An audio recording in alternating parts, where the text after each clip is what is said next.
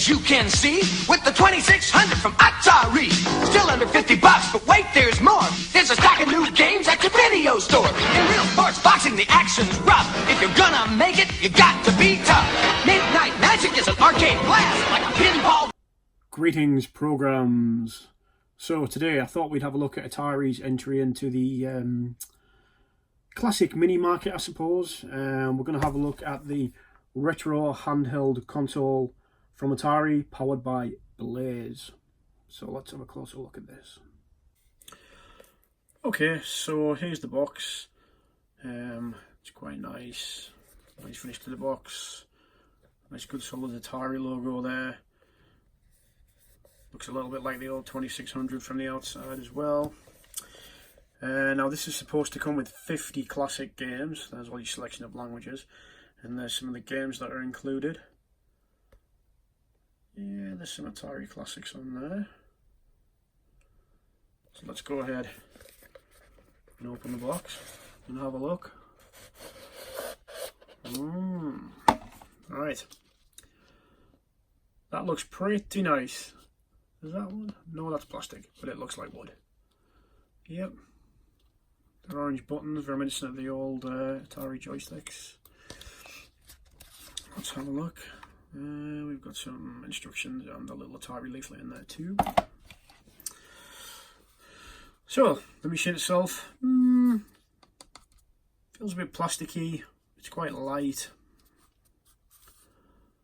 It's got that fake wood finish to it.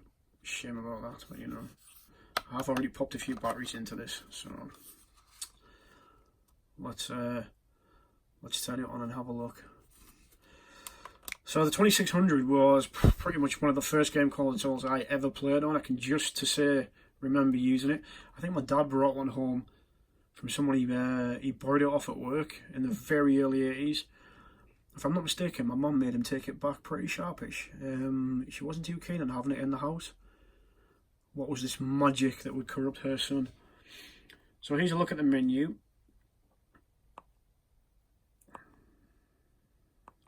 Asteroids.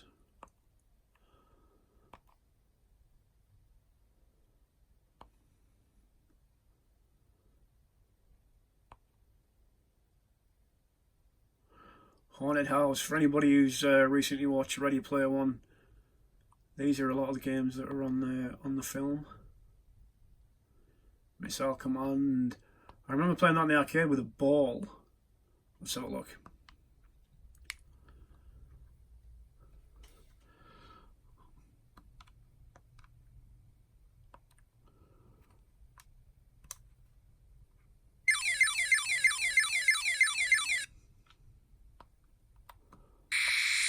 I see, right, okay, so yeah, that's the fire missile where that is.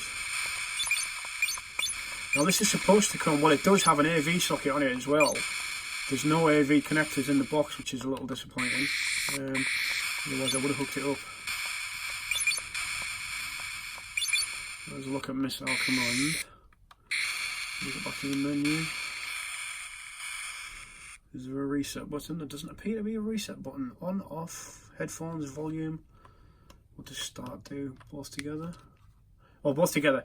Start and select both together, take you back to the menu. Let's have a look at something else. Super Football. Super Baseball. Tempest.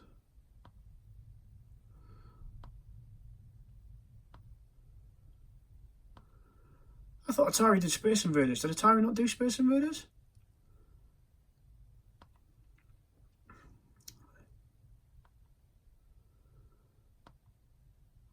And where's Pitfall?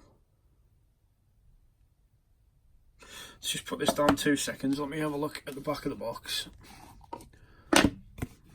Right, so here are the games. Asteroids. And OP. No Pitfall and no Space Invaders.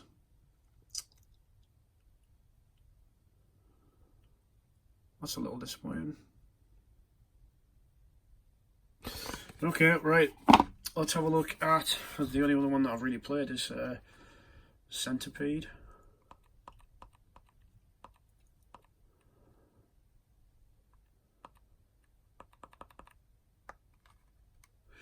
So let's have a quick look at Centipede.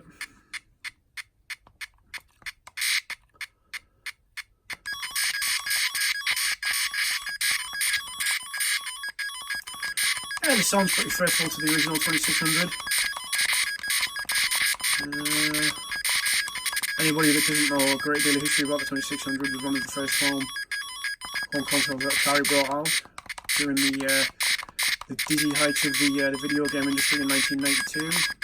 Oh, down on bed. However, Atari did get pretty lazy back in those days. After they conquered the market, they rested on their laurels and then brought out the crappiest game ever, which was E.T., to coincide with the movie. So the movie came out at the back end of the year, and they wanted a video game in the stores for the Christmas. I think the guys who were developing it had about 6 weeks to put this game together, and they turned out an absolute utter pile of shit, which people were taking back to the shops, throwing out. It was horrendous. It pretty much killed the video game industry in the early to mid 80s. You couldn't buy a console after that. People were, well, you could buy them, sorry, but the stores literally couldn't sell them. They were putting them on offer. There was stacks of games piled up, stacks of consoles piled up.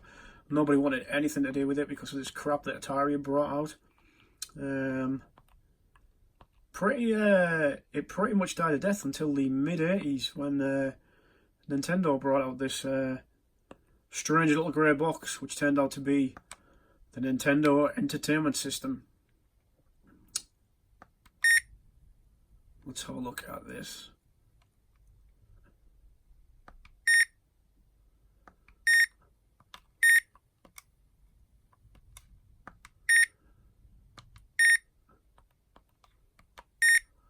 I haven't played this before. This seems to be some sort of text-based game, which isn't great. Anyway, there's a quick look at the Atari Retro Handheld Console powered by Blaze. I'm not sure what I think of it actually. The screen's quite nice on it for a small, not too expensive device. It feels a bit plasticky, a bit cheap. Let's face it, these games, yeah, they were fantastic back in the day. You get bored of them pretty quick these days. It's more for nostalgia purposes. This, I'm probably going to box it back up and pop it on the shelf just to sit there looking pretty. Yeah, so there we have it. Hello? Somebody out there?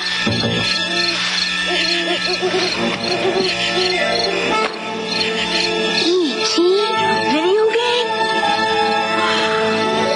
It's the video game that lets you pretend you're E.T., running away from secret agents, falling into danger, finding a phone to call home, and discovering the best thing on earth, a friend. E.T. only. Hey guys, so there's a quick look at the Atari Retro Handheld Console with 50 classic games powered by Blaze. I think these retail for around about $39.99. They're okay.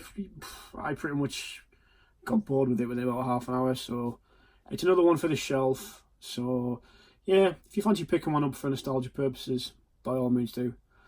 Okay guys, have a great day. Thanks for watching. Just last night, I was lost in the jungle with Pitfall Harry, surrounded by giant scorpions and man-eating crocodiles. Well, Harry and I just grabbed the van, swung through the trees, and over the tar pits and found the jungle treasure. It was really neat. If you haven't met Pitfall Harry, you're missing the year's most incredible video game adventure. Pitfall for the Atari 2600 and in television. Since I met Pitfall Harry, no other man will do. Pitfall, designed by David Crane for Activision.